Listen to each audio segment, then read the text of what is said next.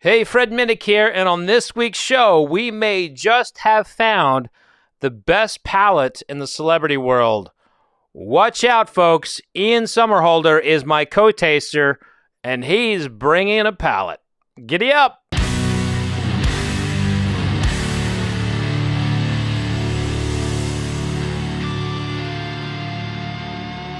The Fred Minnick Show is brought to you by 291 Colorado Whiskey, by Michter's, and by Heaven Hill Brands.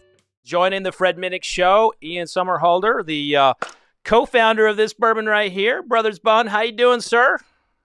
Never better, man. Sitting here talking to you about bourbon. Can't imagine what I'm going to learn from you. I've already learned a lot from you, but... Well, I appreciate that. So tell me, how did you get your start in bourbon? What was the big moment? I was doing a stint in Angola. No, I'm joking. Know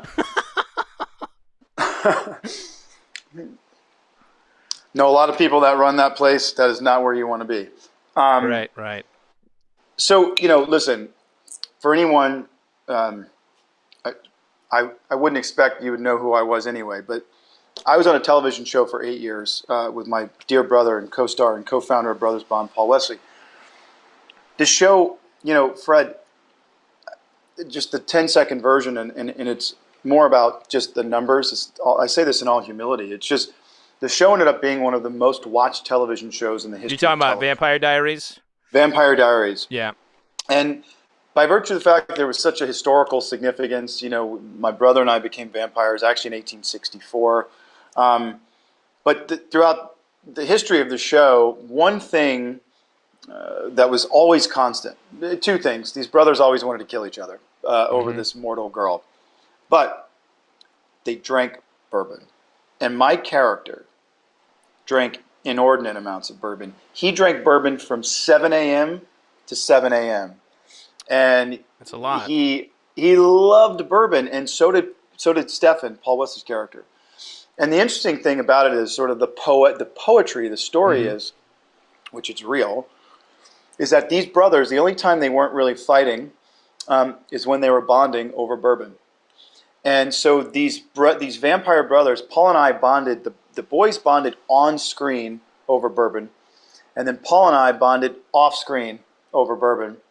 Paul likes to remind me it was the only way that he could tolerate me, which I'm sure there was some truth to that. But you see the sort of through line and how cohesive that is.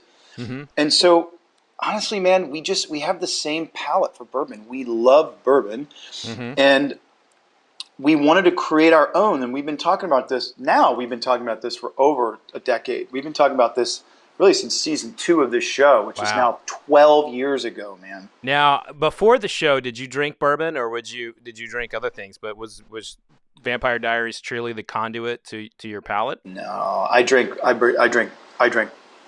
only pretty much bourbon. I love clear spirits. I think they're great. Mm-hmm. I'm a poor kid from the bayous of Southeast Louisiana, man. Bourbon is culture there, Right. Yep. Down in Louisiana, we have two things are in total abundance: sugarcane and mint. And we all know what sugar and mint do with bourbon and ice. Mint juleps. Yeah. And I think a lot of people can relate to this, but after church, all the adults get together and, the kids be muddling mint. My dad could give me a cane knife. In Louisiana, a lot of the property lines are all sugar cane. Mm-hmm. Back when it used to either be fields or they planted sugar cane to make barriers. It's cheaper and easier than a fence, and you can eat it. And so I would just walk to the fence line, cut down, with a cane knife. I mean, you're talking kids, like 5-year-old with a cane knife, But you knew it safety-wise, and you just pull the cane back, and you can grind it out, get that fresh juice, and then you muddle that with mint. That smell, as a kid, and we'd all be high as a kite because you're drinking it as you're, Sunday mornings drinking mint and sugarcane. Right. And then they make mint juleps out of it. It is really, those are some of the most special, those are deep, deep-rooted memories, and bourbon was always a part of it. That's awesome. Yeah. And so Vampire Diaries, though, becomes like a moment of a couple business partners while on set. offset, the idea is planted. And this has been Right. one of the, from my perspective, as someone who covers the industry, on the outside, just kind of observing and watching how this brand has jumped to the scene. You have made what I have found interesting with how you all have done it is that you're not just out there like on social media pushing it. You're in the stores. You're making relationships with the likes of Jonathan Blue. You're finding My man. yourself. Jonathan and I, we go way back, but you're He's the finding, best. you're building a brand like a couple of business owners, not people who were on a hit TV show that still has teenage girls probably hiding in bushes, Bushes. all the time, I imagine. But No, man, I appreciate you saying that. Look, I mean, this is a business, and and by the way, it's guys like Jonathan Blue that have made this company. I mean, our team, obviously, our Brothers Bond team, is second to none, and these are 20+ year veterans. Yeah. We'll go unnamed to what companies, but some of former heads of innovation, part heads of innovation at some of the biggest companies in the world, and just magic like that. But it's the guys like Jonathan. Jonathan walked us into Kentucky like family, and it was one of the things Jim Rutledge said early on. And the first Zoom I ever did with a tasting. There's a guy named Tim Swyatt who put it together in Chicago. And Jim Rutledge was on that. And there were some ballers on that. It was amazing. It was 25 people. It's the first time I'd ever tasted it on Zoom. And Jim Rutledge was on there, man. And I sat there just in awe. It's like I'm sitting here with Jim Rutledge on a Zoom. He's taking time and sipping my bourbon and giving us notes. But it's the people like that really have made this happen. And because you've seen it a million times, and you've built your own empire out of this. This is a tough business to be in because it's so established. And you better come at it with quality, nuance, humility, respect, for the process and the people. And, these people have been doing this for, like you said, MGP, now formerly, it's still the company, but Ross and Squibb, that distillery, 1847, they started distilling whiskey there. These are deep rooted in American history. And, you're right, man. It's about going to those retailers. And I mean, honestly, I just looked in the back of this because I go in a lot. This one's from Ralph's, right? Like I'll go in there, buy a bottle for the manager, buy a bottle for the staff that goes in the back. Sometimes someone's there looking at the shelf. I'll make sure hey, you know what? Let me get this bottle for you. I know you're on the fence. I don't blame you. I don't want to push you. Try this. And like I can even show you, it's like we've been blending our rye like crazy, but like, look at how many, that's probably 50 bottles, but just going through nuance and never stopping, right? Right. Is what this passion for this spirit is about. And I being able to sit here with people like you makes it happen, man. So thank you. Well, let us taste. Let's do. Yeah, buddy. I know you've had a ton of training, so this will be far easier to taste with you than a lot of my guests. And I have full confidence that you won't drink straight from the bottle like many have. Like I don't know if have you ever worked with Ludacris? Have you ever worked with him? I know him from Atlanta. So that boy just goes straight to the bottle, So he's good for him, man. I know you'll go to the glass, and we'll. He's a great businessman too, man. He's out there, man. He's got balls the size of Texas, Yeah, he's everywhere all the time. He does not actually have an interest in a spirit, as far as I know, and it seems he's the kind of guy that I can see him really doing well with a brand. So in terms of like, kind of my process in terms of when I am like being analytical, there's obviously a difference between tasting analytically. So if you're judging something, there's a big difference for that versus like drinking for enjoyment. I like to True. really like to start with the color at every point. in the process, no matter if you all are proofing it down to kind of see it, how it will taste. But I love to look at the color because that's always an indication of its time in the barrel and the clarity. And I know you all cut to 80 proof, so Right. this is this is just a touch darker than most of the 80 proof bourbons out there. So this would be darker than like Jim Beam. Jack Daniel's is probably a little darker than this, but somewhat like the an old style Heaven Hill product that's 80 proof. It's probably around that same color. But, Sunset gold. It's a very good description. And you got the nosing down. You go side by side. Now, is Paul as good of a how does he rank in this whole process when it comes to? He's not here, so you can talk shit on him. But, yeah, no, Paul and I talk an enormous amount of shit about each other. The great thing is Paul is out there. The great thing is there's two of us, right? Mm-hmm. That's why there's two of these little guys on this bottle. Paul is out there being a big-ass TV star right now. He's playing the iconic role of Captain Kirk in Paramount's new giant Star Trek Discovery.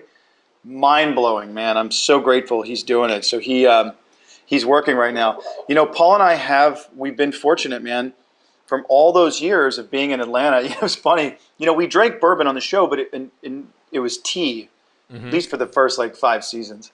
But initially we were drinking caffeinated tea. So season 1, we couldn't figure out why we were so jittery. We thought we had anxiety issues. Because, man, we were blowing through 500-600 milligrams of caffeine a day on top of the coffee and whatever we were drinking. Right. So, but we really, and by the end of those days, we've been drinking fake bourbon since 7 a.m. Paul and I would just look at each other and go, dude, man, we got to go get a bourbon. Let's just go sit down and have a bourbon together. But this comes from 13 years of drinking bourbon together, And one of the things that, like you were just talking about the nose, a couple things that happen with nose, as you know. Sometimes you get an amazing nose on a bourbon, and then the mouth experience doesn't follow with that nose. Yeah, it's common, yeah. And it's common, but it's unfortunate because you can blend around that. If you give someone an amazing nose, make sure that flavor profile follows that nose experience. Now this is a real experience, And so, do you get that, Fred? Do you get that kind of baked banana bread? Literally like grandma made, like anything banana? So this has always been like a kind of like a walnut, bread style for me. There's definitely on the palate I get banana, far more on the nose than on the nose. And when I taste, and this is a method I learned when I was going through PTSD therapy when I returned home from Iraq. It's a little taste mindfulness technique, and that is just you put it on your tongue, and you just focus what part of the palate it's on, and that's like the first step. And once you have determined what part of the palate it's hitting, so like on the tip of the palate, you get like the sweet notes. And so if you really detect something on the tip of the palate, you just think about all the sweet things you've had in your life. In the middle, you get the savory notes, and you think about like the breads, the corn breads, some of the like pie crusty kind of things. In the back, you'll get like spicy notes. And then the bitterness you'll get like in the middle toward the back, also on the sides of your palate. And so I like to taste it first and kind of determine what part of the tongue it's really resonating, and then go back in and really focus on that part. Because here's the thing, Ian, is that we all taste differently. Everybody's going to taste something different that's unique to them, and our taste buds are what we smell. It's really just a map of the experiences of our life. And so you speak, very eloquently about a relative's like banana bread coming out of the oven. And I imagine like at some point in your life, that's an experience. And so that note, when you taste it or you smell it, it triggers that part in your brain very easily. And so that's one of my little things that I like to do. So as I go, I really, really, really. I've been tasting this.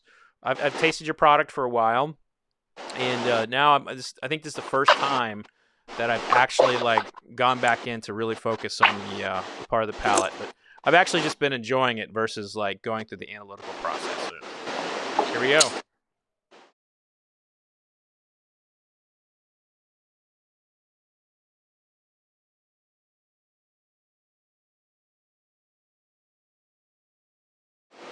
What are you getting there? So my big thing is like it is it is a much lower proof than I am accustomed to, Sure. but the flavor is the flavor is there. But it's not. It's like evading the tip of my tongue, and it's really focused on the middle, Mm-hmm. toward the back. So there's a lot of savoriness here. So like some of those bread notes. Again, there is like a banana, but not like a sweet banana, but more of like a more like in that banana bread department. There is some spice. There's just like a touch of like hatch chili in this, and for an 80 proof bourbon, this stands up remarkably well. Now, I would push you all to say, maybe let's see what we can do at 90 proof. I know you can stretch the bottles out when you go 80 proof, but 90 is a real sweet spot. You can still, touch with the beginners, the people who just want it with Coke or something, but Yep. you get your foot a little bit more in the door with people who want to sit by a campfire, and that would be. I mean, but the bourbon's tasting great, and it's MGP, so that's believe it or not, many people have screwed up MGP bourbon. Many people. Well, I appreciate that. I mean, look, the idea is here, and so you mentioned 90 proof. So the rye is going to land, I think, at 92 proof. The Okay. 100, so the bottled and bond version of this, right? The 100 proof version of this 80 Mhm. proof bourbon knocks everyone's socks off. And so I agree with you at that 90 point. It is kind of a sweet spot because your ABV is at a place where you're still going to get those notes, right? But it's got a little more legs to stand up. The thing that we were searching for in this bourbon was equal sensory proportion, right? Sure. All of those grains are expressed over your palate, but in total balance, right? And in harmony, if you will. And I know it sounds a little kumbaya. It's not my intention, but the idea was we knew we had a very large audience that Mm-hmm. that we knew we wanted to give an experience to. So this was the entry point, not an entry point bourbon, but like you said, at 80 proof. First of all, you can't do 3 grains at 80 proof; it just doesn't hold up. So this is we blend three grains to get this 4 grain, and the reality of it was if we do this at 80 proof, we do not stop until we've reached that equal sensory proportion level where your nuance and complexity is enough to carry an 80 proof bourbon. And that's what we felt we got, and that's why it's the fastest growing bourbon in this country. I say happily and I say proudly. And from a velocity standpoint, I mean, it's 100,000 case bourbon in less than a year, which is really substantial. But now, Kind of a big deal. no, it's amazing. And our partner, from my team, I always speak for myself. I mean, my team. I always speak for us as a company. The type of partnerships like the Jonathan Blues you mentioned, this has allowed us to get to consumers, right? We kind of did it backwards, right? Typically, you're going to be on premise, you're going to be in bars, restaurants, working with those big companies and GMs and small bartenders, because that's where brands get made. We went the opposite way because of COVID. We went the off-premise first. So now the cool thing about it is anyone goes into that bar and they try this and they go, I like this. Right now, we are at 12,000 points of distribution, and that's only in 27 states. By December, we'll be in 20,000 points of distribution. So you can walk out of your house or your bar, and chances are you're going to be able to find this immediately. But I do agree with you going back to the proof. So what's the distribution level of the bottled and bond? Because I don't think that's as widely distributed, is it? The 100 proof version of this, we're going to make sure is widely distributed. Okay. I think we'll start off on a smaller production. So that's that's in process. It's not out yet. It's not out yet. That'll be beginning of next year. So May 1, or I think May 1, is the release of the cast strength. The cast strength version of this, Fred, is, I say this humbly, this is only my palate, right? Because we created this for us to drink. It's just my favorite thing, right? I love bourbon, and I'm grateful for all those other bourbons. I drink our bourbon because we worked so hard to get it. Sure. The cast strength of this is on another level, and I say that in all humility. And even this 80 proof bourbon, Cigar and Spirits just gave us a 96-point rating, which is one of the highest ratings, period, especially of an 80 proof bourbon. It's unheard of. Tasting Panel gave us a 93. You don't see a lot of love for the 80 proof genre, but I will tell you, I would tell you straight to your face or in a review if it sucked, and it does not suck. It's definitely. Thanks, brother. It punches above. It punches above its proof. So that was the point, right? Yeah. How do you get into a place where you can bring in? Oh, this is the one last thing I'll say. The 10-second version of this, and it goes back to the conversation I had initially with Jim Rutledge. Jim Rutledge said, listen, if you're distilling, if you were here in Kentucky or whether you're in Lawrenceburg or whether you're anywhere, you're in Tennessee, if you were distilling whiskey, you are not competition. You are family. This is distilling and blending whiskey is about a community. It's the same thing. Right. Yeah. Like, you're better off, because we were in Atlanta when the Beltline opened up, and we were there for the whole explosion of that city. And I would say this again humbly, we had a little bit of a hand in that. Vampire Diaries was the first big hit to utilize the film production credits there, the tax incentives, and it helped really bolster a lot of the economy. But even Jim said, the community of bourbon community, once you're in it, you're in there, you have the respect of, you're giving it the respect of the tradition and the knowledge and the people that are doing it. But there's something special about that, meaning we were never here to dilute the bourbon category, meaning we were never trying to pull share from other companies. We have actually contributed to and expanded the category, and the numbers tell us that, right? It was about bringing new bourbon drinkers in from the beginning. Now, one thing I will say, it is a community unless you are on the sales floor, and then it's a little bit more like... then it's cutthroat. Then it's cutthroat. Now, one thing, we talked about business early on, and the one thing that I admire what you all have done is you've taken a real stance on sustainability and pursuing some climate change initiatives, and that's just not... we don't see that a lot in the industry. I was hoping you could talk a little bit about that before we jump into the blind tasting. Yeah, man. Listen, thanks for that. So I was incredibly fortunate enough to produce a film called Kiss the Ground, executive produce. I was one of the many people on that team.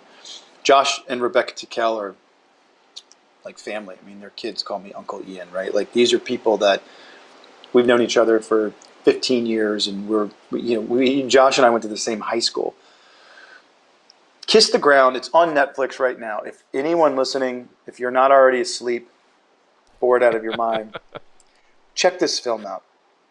Kiss the Ground is all about the promise, not even the promise, but what regenerative ag can do to us and give to us in regards to climate. Now listen, Fred, you know this. When you mention climate change to people, what do? They shut down. Yeah. Because it's such an enormous, we're all out there just trying to pay bills and do the best we can and make sure the brake pads in the car work and the kids have food and like we have enough in the ice chest for the weekend when we're fishing. Like, literally, life, it's not easy out there. So one of the things is when people talk about this massive thing, climate change, they just shut down. They don't know what to do. What do I turn off the lights? Do I drive an electric car? The promise of regeneration is going to shift and alter not only just our economies, but slow climate change to a crawl. And people go, I'm calling bullshit. How? Tell me right now. Couple of principles. There's only 3 places we can store carbon, right? Water, the oceans, they're full. The air, it's full. The soil, the ground we walk on, is the last frontier of carbon sequestration. We can store carbon in the ground. And people say, well, how? So what is regenerative ag? Define it for me. Regenerative agriculture, which we have a give back. Brothers Bond is leading the charge. We're not just we're no exception to, we understand that companies have a responsibility. Listen, you know this. Gen Z, millennial, doesn't matter. Old guys like us in their 40s, up until people in their 60s, they want to know that the companies that they're spending their hard-earned money with are doing something good with that money. Brothers Bond is no exception. In fact, we're leading the charge on that. So again, going back to regenerative ag, we give back to regenerative ag, not just as a company, partners, our partners, our strategic partnerships. Regenerative agriculture is the use of planned grazing and living, growing plants, agriculture, right, at scale to sequester enormous amounts of carbon dioxide and store it safely back in the ground where it belongs. Now, when you do that, you are feeding all those vital microorganisms in the soil that create this carbon glue and feed plants. So think about it. Healthier soil, healthier plants, healthier people, healthier planet. You are cleaning the air, revitalizing fresh water stores, so it's cleaner air, more water, higher tax base, more money for farmers, better communities, better schools. These are not polarizing or politicizing issues. No one is ever going to argue with you about taking care of the people that feed us and putting more money on the tables of farmers and for retailers. They're not. So we can build the single largest carbon capture food economy in the world right here in the US, from Virginia to Nevada. Think about that. Think about the size of that. And then think about that I-35 corridor. Think about all through into the Kansas, Iowa, Indiana, Nebraska, North and South Dakota. It's mind-blowing what we can do with regeneration. And it is happening. So people say, well, how are we just figuring this out now? And Josh and Rebecca and I talk about this all the time. This is the time to do it. And the models tell us that we can literally stop climate change using regenerative agriculture. And I know that the biggest companies in the world, it's time to all come together and give a little piece off of that to build it. And man, I'll tell you, money talks, bullshit walks. Right. With regenerative ag, here's the thing, because you have to find the sound conservation, the sound economics of conservation, right? I used to work a lot on Capitol Hill, and whether you're on the left or the right or the middle, Republicans and Democrats will both tell you, you have to find the sound economics of anything dealing with conservation. Well, the economics of regenerative ag, they're higher.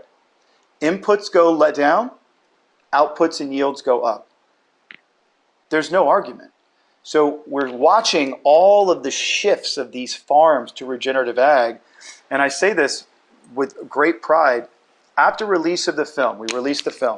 And within 6 months, we had 22.5 million acres under Kiss the Ground management. Wow. So the U.S. government took 50 years to certify 5 million acres regenerative or organic. We did 4x that in 6 months. So imagine, think of those numbers, and it's just growing day by day by day. The next film, Common Ground, is coming out in January. It's basically Kiss the Ground on steroids. And it's the putting into practice where all this goes. And then there's another film after that. So we've got the tools. We're about to witness the greatest shift in agricultural power ever since World War II. So one of the things when it comes to climate change, and the naysayers will always point back to doomsday kind of apocalyptic comments that 20 years later are proven wrong. And I think where this strategy is far different is that it's not about that. It's about making the earth work for us. And for years, my degree's in agriculture, actually. My background... Is it really? Yeah, my background, before I became what I am today, I was a technical writer in forestry. And so, Wow. there was always like these ways to like make the tracts of land work harder. And in essence, that's what a lot of it's what a lot of what you're talking about is. Now, when it comes to the individual, the individual always wants to do something. Would simply planting a tree or having a garden in your yard, would that fall in the line of what you're talking about on a smaller scale? 100%. So that's a really great point you bring up. Think about it. There's 7.5 billion of us on this planet. 318 million people in this country. If we're all doing small things, think about the impact that we have, right? In this country alone, we waste something like 600 million gallons of water a day. Say like brushing your teeth, right? We're all used to hearing that. Think about how much water is wasted. So when we start turning off the tap, we start saving hundreds of millions of gallons of water, billions and billions of gallons over the course of a year. So that's just one example of what one person or one household can do. Composting, buying from farmers markets and local markets and local farmers, which is a big deal. It's cutting, it's helping decarbonize. And then, like you said, planting trees and gardens, man. Anything that's sequestering carbon and producing oxygen is what we need. And I also think that there's a positive offshoot when people start planting things. There's a really great book, The 4-Foot Garden. You can feed a family on a 4-foot garden that you can make out of 2x12s or 2x8s that you get from Home Depot. And so when we all start dialing in like this, all of a sudden now families have their hands in the dirt. They're bonding like millions and millions of families have done previous to now. And it sets this tone within the family where you start to understand, you only love what you know. And when young people see their food and spinach and things growing out of earth that they planted, their connection changes. It's the same thing with like scuba divers. You put a person in dive gear underneath the surface of the water for the first time, they literally will never, that experiential piece of learning will shift their entire perspective for the rest of their lives. They'll never walk, fly, drive, or scoot across a body of water without ever having that relationship, right? So it's the experiential side of it. And so, like you said, this isn't doom and gloom. This is not even a glimmer of hope. Yeah. This is a giant sun ray of hope. And it's happening as we speak. So I always encourage parents and youngsters to plant those gardens, to plant those trees, to go to those farmers markets, to go to local farmers. Actually, Vincent, our CEO, his kids are like they're my niece and nephews, right? Nieces and nephew, and he has a young daughter and who was graduating, who was in middle school, and I did a great Zoom with their class, and these kids went out and they built their own garden program with their school. I mean, these are young kids going out saying, no, this is what we're doing. We're going to start regenerating right now, right here. And that was that power, right? Young people, they don't want the perils that we're now handing down to them. And so what's awesome is we can now give them the toolkits.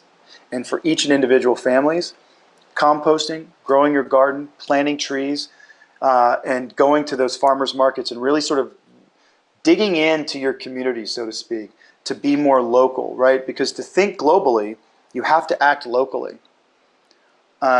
People always say, what's going on down there? Oh, they're cutting the rainforests in Brazil. What's happening down there is so sad. And what people don't realize, it's not just happening down there. It affects right here. Yeah. What is done in Brazil affects people in New York City. So we have to get away from that and just build one big global community. And it's not a bunch of hoopla. It's actually, it's real. So it's exciting. And one little thing I will throw out to the audience is we're about to go into the tasting. And I'm about to show you these extremely rare old bourbons that I sent you. When your kids grow their own food, they're more likely to eat vegetables. I've witnessed it firsthand. And it is so hard to get an 8-year-old to eat vegetables. But if he grows the carrots, or he or she grows the carrots, they want to make a salad out of it. It's right. So, This is the part of the show where I show you some really rare stuff I sent you. So You're the man. distilled in actually the year of this is that it was distilled is a little bit etched off, but it was distilled in 1938. Holy cow! Bottled in 1943, and I don't know which one that's going to be, but this was bottled in 1943. So think Wow. about that was a time where agriculture was very different, and Yep. it definitely. And by the way, that was a 5-year-old Glencoe. Glencoe is an extinct whiskey brand. Used to be very important to Kentucky history. What happened to it, do you think? Glencoe just kind of was one of those that got acquired, and it just it fell out of Fizzled out. fashion. As bourbon became less popular and people went to vodka, it was one of those brands that just kind of fell by the wayside. Right. Ironically, you can still see bottles of it like in blends and stuff. So it's kind of been bastardized. Now this is a brand that isn't actually very well known. It's called Old Timbrook. It was bottled in St. Louis in 1942. So the year Wow. the year that the world was in the thick of World War II. World War II. It's 2 years after my dad was born. Wow. So this was distilled in 1937. So in 1937, we had been out of Prohibition since the late 1933, but people were not actually distilling. You didn't really get a lot of people back into distilling until around 1935. So this would have been one of the very first runs of a distillery. And the sad story about these two products is that the minute that these are bottled, there was a new prohibition on bourbon distillers in 1942. Why? What do you mean? So the United States government issued a cease and desist to all distillers that they were no longer allowed to distill for making alcohol because they needed the grains for the war effort. And they Holy cow. Requested that every distillery make industrial alcohol. So they would have to outfit their stills to make basically grain alcohol, which is very different than making bourbon. And so you had a lot of distillers that chose not to do that. They didn't know what was going on. And so that was when all these independent brands basically got purchased by larger companies like Seagram's, like Shinley, like Brown-Forman, Frankfurt Distillers. There's all these companies that were getting acquired. And those large companies, they called them the Big Four. They would actually, pursue price fixing schemes. And so they would keep the cost of product down and make it impossible for people to compete against. To compete, right? And so that ended up in Senate hearings, and Pappy Van Winkle was the guy testifying against all the people doing that. So that is the reason why today, Ian, like you can't go into a liquor store and tell them how they should price your brand. So that is a little bit of history for you. Unbelievable. I'm so grateful to learn that. I mean, it's the historical side of it is just, that's another thing that's like, this is the true American spirit. Yeah, absolutely. This is that thing. Oh man, I'm in love with this experience, Fred. Thank you. Absolutely. And the last one I sent you is a contemporary product. It's an Old Forester bottled and bond. Taste profile wise, I thought it was the closest of what I had to kind of do a side by side. Now I love Old Forester. It's a great product. It really is. Yeah. And a lot of people don't really know about it. It's very popular in Kentucky, but it's not as popular around the country. Now I don't know what we are tasting, so we are tasting these blind. I will open this up when we are done. I love it. And we will reveal the winners. But you, my friend, are a co-taster with me, and we are going to we will have a favorite at the end of this. So let's. I love it. Oh, you know what? My pen stopped working. Hold on one sec. Don't move. All right. Don't move. All right. There are definitely worse things that we could be doing, my man. Thank you for bringing me on this ride with you. Yeah, well, we've been solving some world problems here. Are you kidding me? This is great. It's unbelievable, man. That's what bourbon does. It does, man. It brings it back. You know why? It brings it back to the earth. Yeah. Brings it back to the thing that grounds us all, right? When I did Christopher Hart's show, I'm sure obviously you know Christopher Hart. What a stand-up human being. I love him. Amazing. Yeah, amazing dude. So when we did his show, he sent Paul and I a bottle of bourbon from the years that we were born. And he sent me a bottle of 1978 Kentucky Gentleman. So it was bottled in 1974. Mm-hmm. And just going back in the history, so I started researching and looking at what was popular in the 70s, what bourbons were and man, then you go back and then it's the 60s and the 50s. And you're right, there was this big fall off of bourbon. And to see this resurgence is just unbelievable, right? And also to be involved now with Discus and Spirits United and, really, there's just, anyway, it's just magic. It's magic. It's pure magic. I'm it warms my heart to see you all taking the industry, taking to it like you have. As we go to Glass A, we'll start Glass A. And the reason why I say that is, and what's probably a good idea since these, have largely not touched oxygen.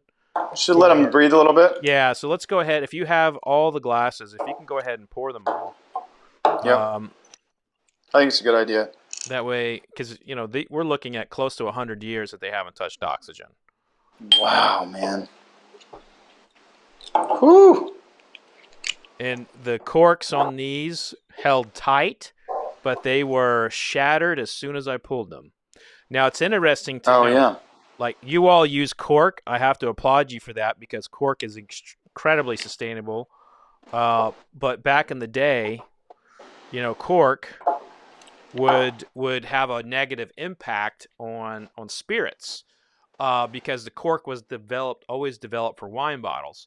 But back then they didn't treat it like they do today. Today they have the processes airtight, literally.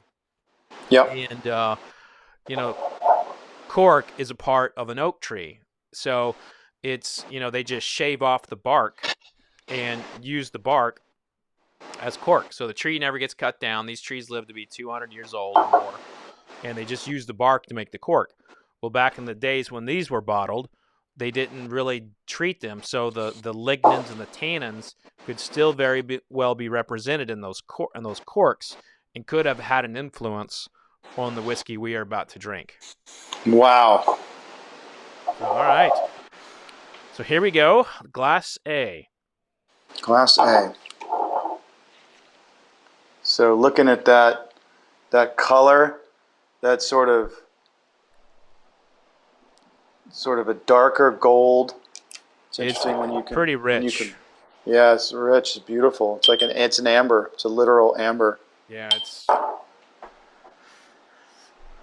Now on the nose, it's pretty amazing. Obviously, it's so cool, Fred. Like when you're higher up on that glass, you're gonna get the higher your nose, you're gonna get those more floral notes. And then as you come into that, bring your nose into that glass,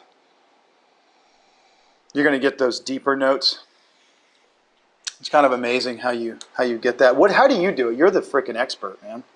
I have my talking portion, and then I have the one where I just kind of go in and if I'm just taking notes, it's very different. But I'll start kind of out here on the rim a little bit, kind of go side by side, then jump right in, and I think it's always dependent upon glassware. You have a different glass than I do. I have the Glencairn, but the shapes I've got mine different. The shapes aren't too dissimilar. Yours is a little wider. To be honest with you, we're a startup, so these Glencairn glasses are so expensive. So we had to make our own. We just had to make our own. But so when you compare them out, it is wide enough. You've got this little, so it gets that. And it condenses that's got a very, what's the? It's got like an old school, wine flute kind of Kind of. thing Yep. to it. But at least it gives you enough on the bottom end. But I'm just gonna take a guess here and say that this is not one of our vintage ones because it's smelling too bright. Like it's just pretty bright. You don't get any of the dank kind of like That's right. like it's smelling like either that old like kind of mustier wood or that like dark saddle leather. It's more like it's bright and light. But we could totally be surprised. That is the brilliance of a blind tasting.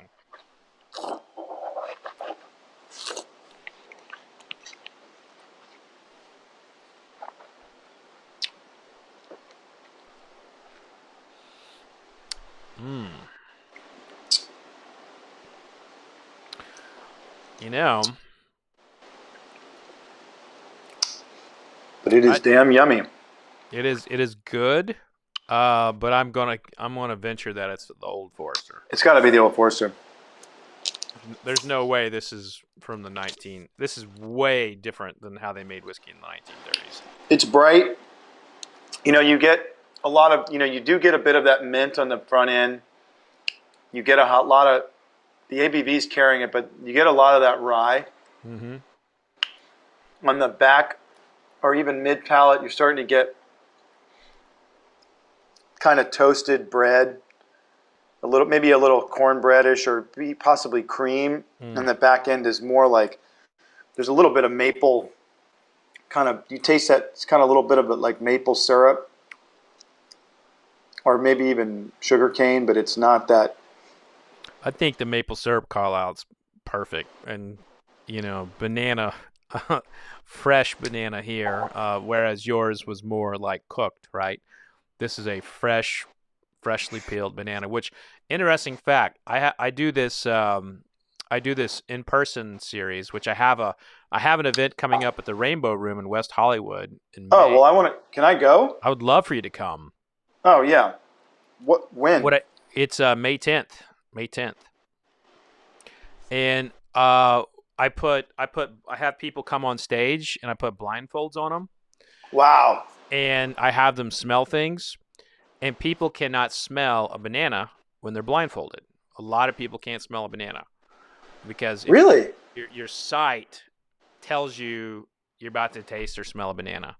So if you peel a banana and pull the banana out of the peel and have someone smell it blindfolded, they often can't smell it. Wow, that's crazy. Yeah, I'd love to host you if you can make it to the Rainbow. Man, that sounds like, I'm making my notes now. So let's go Old Forester's A. Yeah, definitely. I'm definitely going to throw my hat in that Old Forester is A. It is just fantastic. It's yummy. Yep. As we go to Glass B, that is definitely from the 1940s. What are we smelling there, man? That's somebody's basement. That's a basement. That's basement. Almost smells. I hate to say this. Sounds weird. Like old tires. Something that's been on the ground a long time. Yeah. Like a junkyard. Junkyard. You're going into the office of a junkyard. Wow. Which, believe it or not, that's not a bad thing. It's just no, it's cool. It's just it's like I mean, I know it's sort of strange, but I'm from the South, so there's a ton of humidity. It's like right. Can I tell you something that just happened? I live in the weird, Ian, so go for it. We grew up, obviously, in Deep South, lots of oak trees. You know what this smells like as a kid? This smells like a swing that you went up to in an old oak tree that you went to lay on because you were too little to sit on it. Yeah. And if you were to smell an old, 100-year-old swing seat that's been under an oak tree, that humid oak. Dude, that's a great call out. But there's some weird, you know what? Huh. there's also some like, oddly enough, I smell like a tiny bit of jasmine, believe it or not. Now it's opening up. We're swirling it around. We're getting used to it. Sometimes when you smell these older whiskeys, like the shock of the initial, there's always going to be there can often be, not always, but there's often an off smell that's wouldn't be in the vocabulary of current whiskey tasting. Right, So, right. and I think that's my nose was shocked when I first smelled it. Now when I go back in, I can definitely pick up a lot more. And now it's almost turning into like almost cognac for me. You know, like when you smell like a Remy XO, there's a bouquet there's a big, thick bouquet of like a big floral bouquet. A little dried apricot, some sandalwood. Sandalwood, boom. Oh, okay. It's pretty awesome, man. Yeah, I'm going to get into this. Let's taste. Cheers to you, man. Hey, cheers, brother. You are such a cool, unique individual.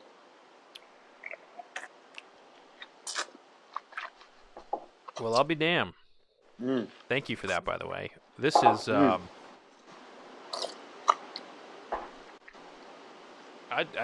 I'd drink this. And the flavors the flavors that you will find in a lot of older whiskeys, often there's like cinnamon red hots, there's like licorice notes in there, there's like leather kind of tannic stuff. And that is genuinely because you're looking at, first growth wood. When these trees would have been harvested to create the barrels, there's some trees in here that could have been from the 1700s. I mean, some of these things would have been old. They didn't use the wood right away. A lot of time in these cooperages, sometimes they would kind of sit around. Sat out. And so I mean, we could be tasting, whiskey particles. Yes. From 1700s. We could be. No doubt. That was all old growth. Yeah. It most likely mid 1800s, but there's always a chance something in there from the 1700s, and they didn't catalog their cooperages like they do today. But, well, think about this, man. On our property in Louisiana, we've got about 60 oak trees that are in the 150 range, 150 years old, and probably about 10 that are in the 250-year-old, 210 to 250. Wow. So in 1938, if you'd cut down a 250-year-old tree or 200-year-old tree, it's from 1738. That was before. I mean, that's 1738. There were like a few streets in New Orleans, and that was about it. St. Augustine, New Orleans, New York. And you better believe there'd have been booze everywhere. That? When you stick your tongue in the roof of your mouth right now it's had time to pass. There is that. It almost was something we smelled in the initial nose of this, that we were saying that was like old tires. What is that? It's amazing. It's wild. Yeah, it's lighting up. It definitely is lighting up. It's a bitterness. It kind of curls up underneath the tongue a little bit, also on the roof of the palate. But unbelievable. I would say like it the closest thing that I can come to it is like a truffle. Like a raw truffle. But like a black truffle, because it's not that white truffle essence. You're more like... Yeah. Yeah. You know what? Man, they said you didn't know what you were talking about. You really do. I am full of shit half the time, though. Aren't we all? So we had Glencoe, and we've got... Yeah, I don't know. Oh, wow. Smell the nose on this now, man. It's... On B? That's like... Yeah. Maple syrup. Like you went to Vermont, and it was like a warm spring... a cool... like a fall... warm spring, because it's got the humidity in the air. I know this. this is probably one of the best 1940s 5-year-old bourbons I've ever tasted in B. That's 5 years old was a very that was kind of like, that was probably the most common, age stated release. But like the creme de la creme of that time would have been 8 years old. Those are very, very hard to come by today. But 5 years was standard, and it's real hit and miss. But B is just, it's like I'm going back in. It is really, really complex. I'm really kind of fixating on this black truffle note, and it's reminding me a lot of like French savory foods. And what's strange is that you think of cinnamon red hots as something that is a modern flavor profile made with sugar and maybe some chemicals. This is the natural, organic version of that. Yeah. You notice how it stays with you? Those cinnamon red hots, they don't leave even the front of your palate. If you stick your tongue to the front of your, well, now it's dissipating a little bit, but even until 15 seconds ago, it was still up there. It doesn't want to leave you. It wants to, wow, this is one of the most unique and amazing things I've actually ever been able to taste. So thank you. And now C wants to have a conversation with us. Yeah, right? So Can I tell you something really quickly? You just Absolutely. said 5 year. So 5 year was that sort of common age statement. So I have that's my 8 year. We have an 8 year that I can't wait to sit with you, but we have a 5-year-old blend. So this bourbon, our bourbon, and I'm not trying to bring it back to my bourbon. I'm saying it's an interesting thing you just noted. So we ripped this out of the barrel 4 years in 1 day. Okay. Because what I noticed is even at 4 years and 60 days, 4 years and 180 days, 4 years and 120 days, on the nose it starts to lose that baked banana spice and bread. And maybe like you said, because my grandmother and my mom, and now my wife and I, we make so much banana bread because we lived off of it as kids, right? It's easy to do. You slap some lard or some butter on that, you give it to the kids, you run out. It's freezing cold, it's wintertime, right? And so I don't want to lose that on that nose. To me, that nose is everything for Brothers Bond. And we lose it, even 2 or 3 months in. So it's like a stop bath on a photo. It's like, nope, this is where I want it. And so it's funny. 5 years. It's funny. It may come back. So it probably it is a, we talked about Jim Rutledge. He's one of my mentors, one of the greatest people in the business, and he has this like story of like, he's one of those guys that he can talk science and everything, but I look at him as more of an artist, and he has this story where 100%. he talks about like, the bourbon in terms of the flavor profile is a lot like a stock market graph. It kind of goes up and down when it's ready. And it could be like where you all have the locations of those barrels, just a month or two later after that 4 years and 1 day is on the downward slope, Yep. Well, I'll tell you at the top, and I feel you. One of the cool things is where I super geek out and where I go into this sort of vortex. My wife makes, my wife's the most supportive, and she loves this bourbon journey, and she has coined all these funny phrases. But I go into a vortex of flavor, and so you mentioned going back to this B, right? Cooperages, wood staying out, fresh cut, could be 200 years old. Where these rick houses were. What levels? How high were they? Were they stored, on the ground? Humidity, and so time, humidity, and heat, but humidity for sure.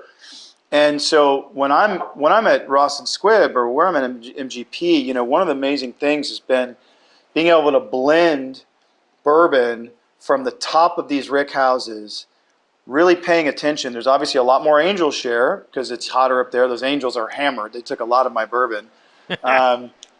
But Sure. honestly, man, as a businessman, I'll tell you, it crushes my bottom line for sure.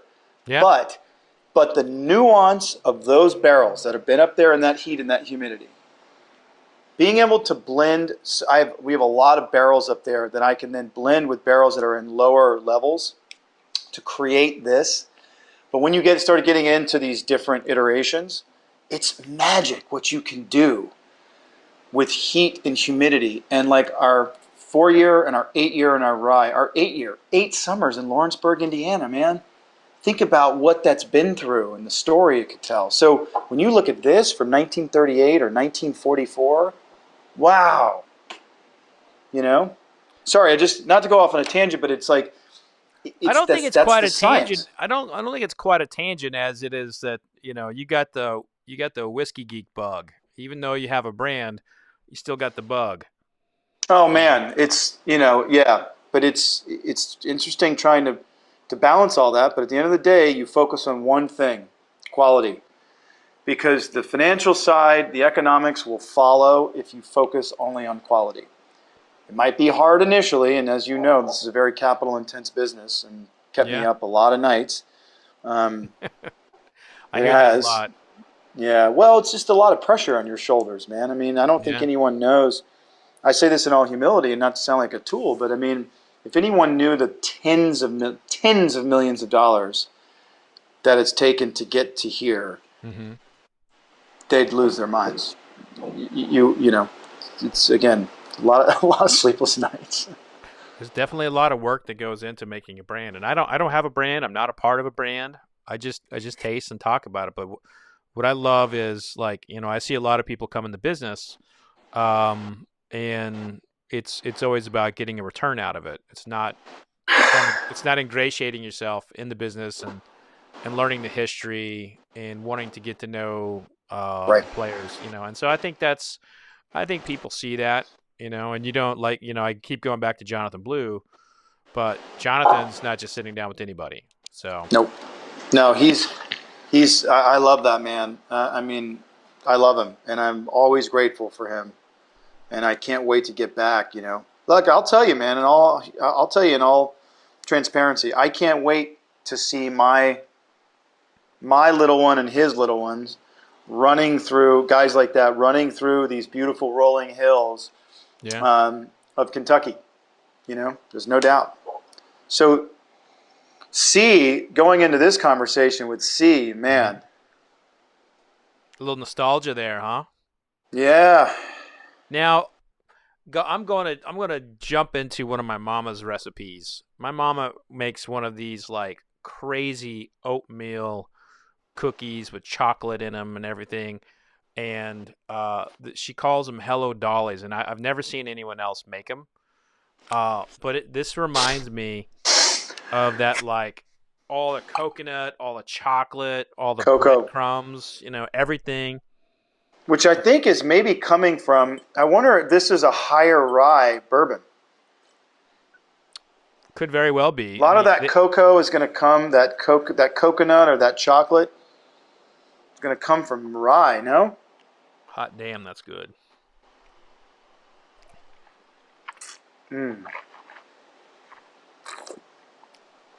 That tasted like that could have been bottled today. I ain't gonna lie. Put a little bit on your ham. Wow.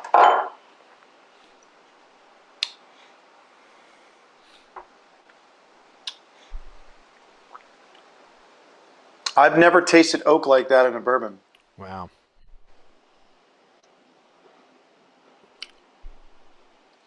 This is quite lovely. The nose, oddly enough, on B was more dynamic than C, but the mouth experience on C is like nothing I've actually ever even experienced.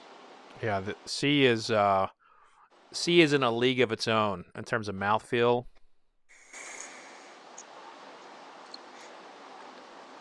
Again, you feel that rye in the front end that doesn't want to leave, but you're getting all of those other notes. Wow. The finish Sorry, you go. I was going to say, I feel bad I only sent you 50 milliliters. Yeah, you bastard. I'm such a dick. I wasn't going to say it, but I'm glad you did.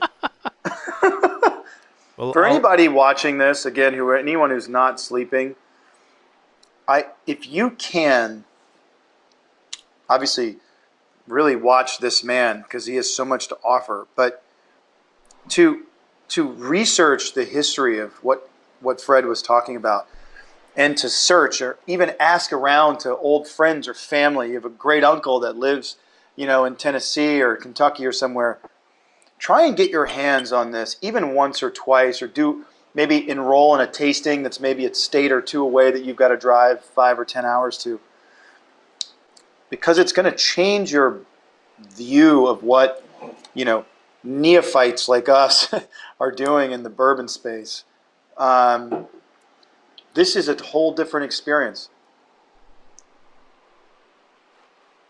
It'd be a lot better if it was in person, I will tell you that. Mm-hmm. But this is still pretty damn cool.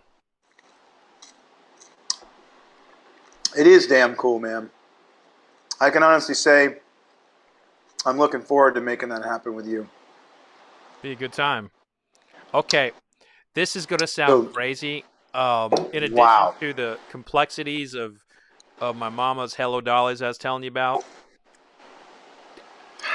this is going to be a note, and it's in line. It's absolutely in line with that with the rye. I get a little bit of like little dill pickle juice. Dill pickle juice on the nose of C. And there are days where I crave pickle juice. And when my wife was pregnant, I actually craved pickle juice. She didn't crave pickle juice. I did. So that whole like psychosomatic thing when maybe why? Because you were burning through maybe not the stress of it, but maybe how involved you were and how much your body was processing. Yeah. That's salt. You needed sodium. Your body uses minerals for those processes. Man, C, I think, and I've had all the expensive Pappies and all those things, and C, I think, is the nose is completely shifted. Yeah. This is like, it's almost like oak that's been soaked in maple syrup. And you got those dill notes. It's crazy? If you turn, I know it sounds a little weird and geeky, if you turn your glass to just to the side, that's where I pick up that dill, because it's just more on the side of the glass. If aliens came down and were watching and listening to us right now, they would think that we're out of our effing minds. Yeah, they would want to join us. They would be like, these guys are cool. What are we doing up here in this starship here? Yeah, right? Actually, if aliens came down right now to our planet, they would think we were nuts. They would want to drink. Yeah, we've destroyed it. Now, what would wow? What bourbon would you break out for an alien if they came down like right now?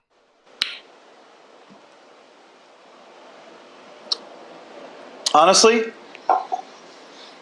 I would probably pull out our 8-year. That or our cash strength. 8-year is going to come out, I think, it ends up being, I think it's 100 point, honestly, I think it's literally 100.3 to anywhere between 100 to 100.5 proof. That's a good proof. Because you get all of those, yeah. It's the elegance and nuance that you would get, but without it being cask strength. But we've got something that is a rye that I am coining a sweet rye that is going to come out at cask strength that I think is going to that would win over the aliens. That would get the aliens. Win over the aliens. If I gave them our sweet rye at 100 proof or cask strength, I think that's what I'd give them. Because I don't have access to C, You're a bastard. You sent me 50 mLs. You know what I mean? Like I can't. I can't entertain aliens. I'll compensate for that. I'll send you a little bit more. Unfortunately, I mean, these bottles.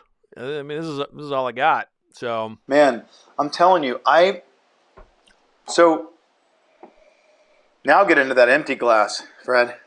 are you all done with C? Did you drink it all? Well, I had to. Yeah, it's Yeah, I mean, you have to. for America. That's what this is for. God bless America and all her ships at sea. Mm-hmm. You know, one of my best friends in the world, William, call him Butch, and we have consumed a tremendous amount of amazing whiskeys around the world together. He's one of my oldest, dearest friends since the mid '90s, Nice. and he was from Marin County. He's from Marin County, but I'm from the deep South, and we spent a lot of time down there together. And there's an old saying. My uncle used to say this a lot too, and Butch used to say this, and he'd say, "Boy," he said, when you make a toast, you better appreciate where you're from. He said, there's that old adage of American by birth, but Southern by the grace of God. And it stands so true, man. When you're sitting out on our property in Louisiana, and all the jasmine's going and the honeysuckle's going, and mom's cooking, and I'm sitting there with my dad and brother, and we're popping speckled trout and redfish literally off the dock. There's just I'm excited to bring all of those southern roots combined with the love of Kentucky, and because I grew up on the racetrack, and so Kentucky was always sort of our North Star as a family. Mm-hmm. Did you? What was your track? Was it Louisiana Downs or the Blue Bonnet or L.A. Downs, Fairgrounds? I know there's a lot of complexity at this point now with the horse racing world. Hey, we used to the guy I worked for growing up. I used to take care of his horses. We would send horses down to the Louisiana Downs or the Blue Bonnet Downs, and we won. We won a big race there one time. She's a Dream Doll. This would have been 92, 93. But I know the Louisiana racing circuit very well. And Evangeline, Fairgrounds. Yeah. L.A. Downs. But I spent my youth with my dad, at the track, and he taught me a lot. And so it was always about, he was the form guy, and I was, he taught me how to physically handicap these horses. And so, you're sitting there with all these old gruffy guys, and they're drinking bourbon and smoking cigars, but my dad and I, I would be at the paddock, I would be there, or I would, be physically handicapping these horses, and he would be there with the forms. And it was just this bonding, unbelievable bonding moment. Some of my greatest memories ever, right? Mm-hmm. And then once I became of age, then we could sit up there and we could sip bourbon. And a lot of times you get a little tired, right? Because it's a lot. Your brain's processing a lot. You can switch to a mint julep because it's loaded with sugar. Your brain needs glucose. And man, sitting there, and I took my dad to the Derby in 2011 on one of those amazing, Vampire Diaries was huge at the time. And, being able to sit there and drink mint juleps and watch those beautiful, amazing animals. It's just, those are the moments, those are the ones you go to the grave with, right? Those are the ones that make you whole, if you will. Sure. Yeah, and it was all about bourbon. Bringing it all together, yeah. Bringing it all together, So, Ian, we do have a job to do here. We do have to crown a favorite. Yep. And that's not always the easiest thing to do. Am I right in saying for us it's between B and C? C is, I love B, and damn, I love B. The experience that C gave me from, initially B, the nose is a much more dynamic nose, but the experience of C, I got to tell you, man, it was just something I've never experienced. And I've experienced a lot of things in these 43 years I've been around. We're the same age, my friend. Are you? Are we? Yeah, same age. I think we got a lot to talk about, man. I respect and love your military background and where how you came out of that. My old man was 82nd Airborne. All right. Yeah. Out of Fort Bragg in the 60s. Yeah. He's got the Ranger tattoo that's here that goes around. He was a badass. He was a badass, man. Yeah. And in 1963, during the Cuban Missile Crisis, my dad, so it was the 82nd, was loaded onto a C-130 on a tarmac at Fort Bragg. They were loaded with every weapon they've ever had, and the whole back of the plane was full of protoplasm, blood, mm-hmm. and they were headed to Cuba. And my dad, the way to hear my dad describe it, and like how, from a visceral standpoint, sitting there thinking about, all these guys lined up, paratroopers ready to paratroop down into Cuba in an unknown territory without modern technology. It's like mm-hmm. they couldn't just send a text or, right. via satellite. And these guys were going to jump into an unknown territory not knowing what they were going to get into. And when you feel that plane release the brake and you get onto the tarmac, it's a big body, that thing. And Kennedy called it off in that moment. And they turned that plane around and they went back and they disrobed. They dropped everything. Holy shit. In that very moment, can you imagine if that 82nd had gone into Cuba? It could have altered the course of history. If Russia had responded with, at the time, which was the state of the art, they weren't intercontinental ballistic missiles, but they were 90 miles off the coast of the U.S. Yeah, it could have changed history. It could have changed literally the history of our country, and of our world. That was such a critical point in our country's history. And, President Kennedy is, and I don't know if we'll ever fully know the details of his assassination, but he got assassinated for a reason. Like, he was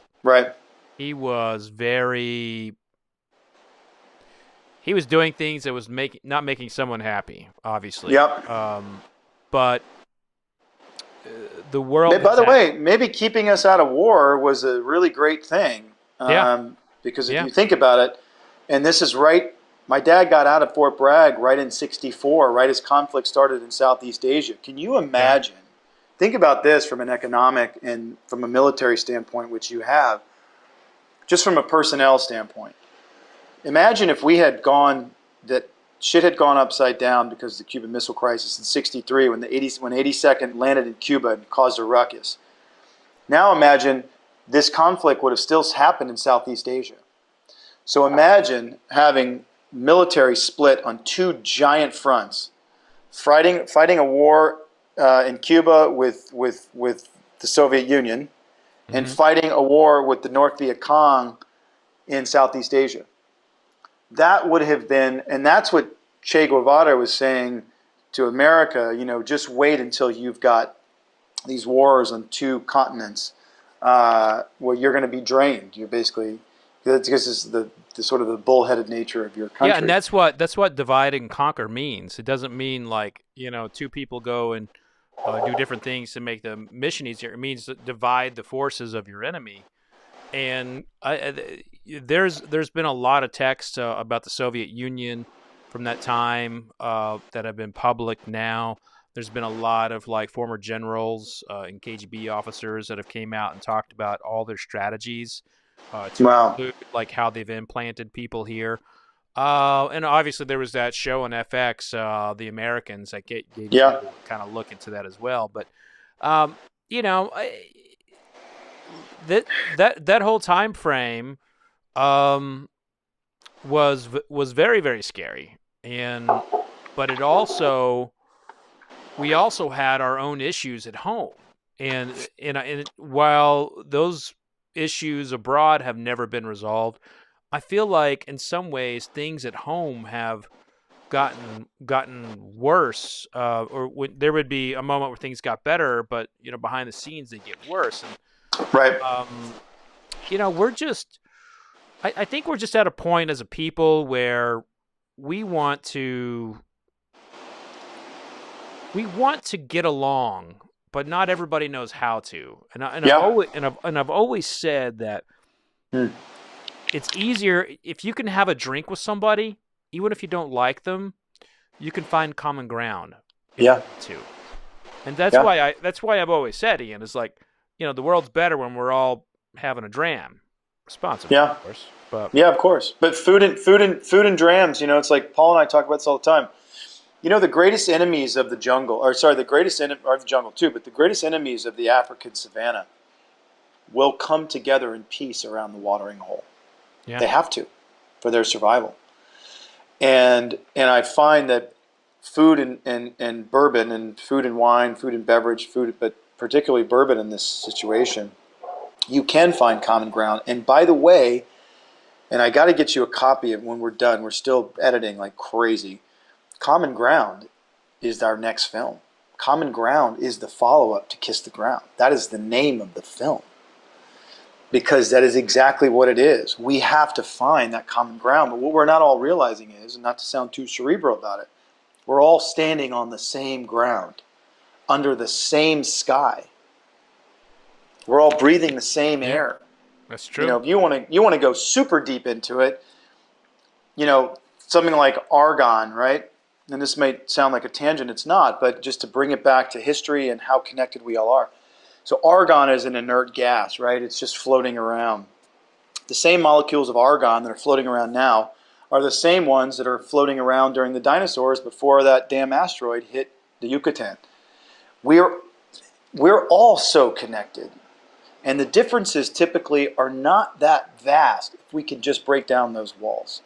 And I'm telling you, there's nothing that a dram can't break down to give a little bit more of a, let's call it a little bit more of a runway, right? Yeah. To get up together to, Agreed. But you and I have a lot to talk about, man. You and I are going to sit and have amazing times because with your background and where I came from, like, I can tell you how to home load a 218B to get a certain amount of trajectory, to get a certain amount. Like my old man, it's like he was the #1 marksman in the Army. So like I awesome. learned so many things about life and love and spirits and soil from my mom and dad. My mom's a Mississippi farmer, Choctaw and Irish. That's awesome. I grew up near Choctaw, Oklahoma. So, you are? Yeah. That's my family. But I'm not Choctaw. I'm Cherokee. Like the one piece of heritage that I have, which like I'm like a lot of Americans, I'm a mutt, but Cherokee, all of us are. Cherokee is the one that I know from my family the most of all. But my great grandfather was pure Choctaw. That's awesome. Pure. Yep, not a stitch of body hair, big long braids. Have you ever been to Choctaw, Oklahoma? I have. It's one of those things. The Choctaw, because the Choctaw that I came from were from actually southeast Louisiana and southwest Mississippi. Mm-hmm. They assimilated into the white man's world pretty much the fastest. They were great, right? But it's so sad to see the culture is now just gone, and when this company does really well, which is already doing exceptionally well, I do look forward to putting some financial resources into finding out how and why to bring some of these native culture, my family's native culture back. Mm-hmm. The Choctaw were pretty special, unbelievable people. Yeah, they even had their own. They even had their own style of beer. They did. Yeah, they had their own style of beer. Wow. There was a lot of alcohol history with the tribes. However, there was now we know there is a genetic disposition amongst some tribes that allow them to be quickly addicted to alcohol. Yeah, but it's an enzyme. It's an enzyme. Yeah, that's exactly right. And at that time, the army, the Union Army or the Federal Army would have whiskey dealers go to the tribes and give them like bad alcohol, and it would turn them into like it would lead them out into like attacking pioneers and everything. Turn them into lunatics. Yes, exactly. Yeah, lunatics. That became evidence for people to encourage an advance against territories. but it also led to like a prohibition against tribes. And Wow. and so whiskey dealers were not allowed to sell to tribes. And so like that's like I wrote a Wow. a book. I've written several books, but You've written 7 books. 7. Yeah, 7. Yeah. But there was a couple instances about how tribes were impacted, and that was really prominent in one of my books called Bourbon. But also, I got to read these books, man. you'll end up falling asleep real quick. But we do have to vote. Like we're in this thing for an hour and a half already. Yeah, let's do it. We got to vote here. So I got to say, well, I just wrote down the Rainbow Room thing. I got to say, it's C. I didn't know if B was Glencoe or not, but I got to say, it sounded good. It sounded good to say B was. But your favorite was Glass C? Glass C, man. Okay. Open it up. Open it up. So, by the way, we were both right.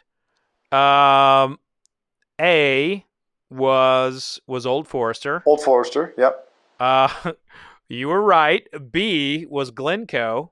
Yes. So that's some dropping the mic action right there. And our favorite, both of us, was Old Timbrook, 5 years old. Yeah. Bottled by Security Warehouse in St. Louis. But this was distilled at the original Bernheim distillery in Louisville, Kentucky. So this was distillery number 1 in Louisville, Kentucky, and bottled in St. Louis. The only reason I thought it could be that, I mean, it just was subconscious. The only reason I was guessing it was that, you had mentioned that would have been the first run after Prohibition. That would have been the first run. Yeah. So you can imagine how A, excited they were, B, the necessity of getting this in. So they had probably been waiting to craft something for so freaking long that they put everything they had into that from a quality standpoint. Or just it's happenstance and it just happened to be a really great barrel. Trust me, it wasn't... Or you're just some kind of like super taster where, you can I doubt it. The aliens are ready and awaiting for you to pour them a dram. That's the other story here. That's cool, man. I know. Maybe we're all aliens, Oh, there's that part too. Man, I'm so looking forward to... I can't wait to buy you dinner and just sit, or even just like cook dinner and sit with Paul and just have a dram and talk about how unique this experience is, man. You have given me such a world and window into this space. Thank you, brother. Well, I'll tell you this, Ian, is like, you're in the game. This is bourbon. This is what it's all about. It's about having a dram and enjoying some good company over food or a cigar or whatever. But I really appreciate you coming on and lending us your palate. An hour and a half later, I got to tell you, probably top 5 palate I've ever had on my show, and that's what? Yeah. Holy shit, man. Dude, thank you for saying that. I just love bourbon, and I was going with you, man. You presented this with me, but to me, I didn't say anything about what the brands were other than the Old Forester, and you had a 50-50 chance, but your rationale as to why Old Timbrook was C was very good. So yeah, I'm so grateful, man. This is hands down my favorite experience of doing this. I've never, this is it for me, man. So can we please make a plan? And I don't mean, I'm not trying to sound like I want to get on, like your black book, but let's make a plan, man. We'll get our teams together. Let's make a plan. Love that. Yeah. Let's sit down. I look forward to that. Let's hang out. And I'll be in LA or West Hollywood or May whatever. 10th. May 10th. So I'll be there for a few days for some media and stuff. So I look forward to, if you have some extra time, let's hang out. We got to do it, man. We got to do it. And like I said, we built this little studio. We're right here on the beach. Okay. And it's just about flavor. This is just where we dive in. and go with everything, whether it's the nuance of the wood burning or the flavor of the ocean and the food, and like this is where I just go nuts, you know. I'll tell you, if you can solve the great mystery, and this can be for our next adventure together. What's that? Bourbon is one of the more difficult pairings with white fish. So if you can get like salmon, it's great. Salmon, it's great with pairings. But for white fishes like halibuts, I've got it. You want me to tell you what it is right now? You already got it. All right. So I got it. So we eat a lot of halibut. I fish a lot, right? And so this is more Pacific. You know, these are deeper, especially halibut way north, right? More Alaska, but these white, flakier, oily fish, because they're typically colder water, deeper water. I come from Louisiana, and I cut my teeth on obviously speckled trout, redfish, amberjack, mahi, tuna, all those things you call them. We call it dolphin. Mahi is obviously dolphin in the South, but dolphin fish. So one of the things that I grew up with, and this I'll just give you the 5-second version. I grew up eating a lot of duck, and I grew up eating a lot of rabbit. You know, look, we're poor in the South, man. But thinking back, we had all the Gulf shrimp we needed, all the blue crab, all the speckled trout, redfish. I mean, walk into a restaurant in New York or LA, order a dozen, you know, Louisiana blue crabs. It's gonna be like $70. We had freezers full of this stuff. And so there was a sauce piquant, which anyone down south or Louisiana would know. It's a French pecan sauce that was typically reserved for, actually my computer's gonna die. I'm just gonna plug us in. It was typically reserved for rabbit. And so I went and said, you know what? I make it a sweet sauce. And so I built it out with, I don't eat rabbit anymore, but I built it out for fish. And what I did was, I did it with a bourbon reduction. So I take our bourbon, and I'll do a reduction of the bourbon with salt and chopped pecans. So you get a little bit of that nutty stuff that comes out. You get a little bit of the sugar from the bourbon. It obviously condenses as you heat it. And man, that's what I've been putting on my whitefish. Whether it's a whitefish literally from the Great Lakes or a meatier, thicker, oily whitefish like a halibut. Obviously with speckled trout, redfish, amberjack, sheep's head, all that stuff, it works. But try it, man, if you can. Take a bourbon you want to reduce. I'm salt. down. We got to get that recipe. Let's do it. Yeah, man. We'll do it together. But man, I'll tell you, I figured it out. And so when you drink bourbon, when you pair it, obviously it's going to be better with something even a little lighter. So I'll typically even try and do even our 100 proof with even just a tiny bit of soda, even a splash of like a lemon rind or even orange peel.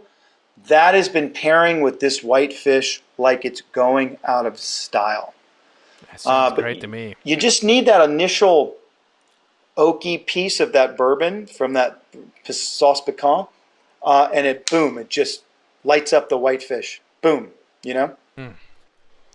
Well, I'm hoping I can get a little fish and gravy tonight. Now, let's do it, man. That sounds excellent to me. Well, hey Ian, you know I killed your battery on your computer. It's been over an hour and 30 minutes. Been a hell of a time, my friend. I look forward to seeing you in person in May. And yeah, cheers, man. Can't wait, brother. Hold on. Let me get this C really quickly. Hold on. I got my C too. Hey, thank you for this experience. It has been transformational for me. Well, thank you for coming on. Be safe out there. Remember, you know, as you're in this journey, remember vodka sucks, my friend. Vodka sucks. Cheers, brother.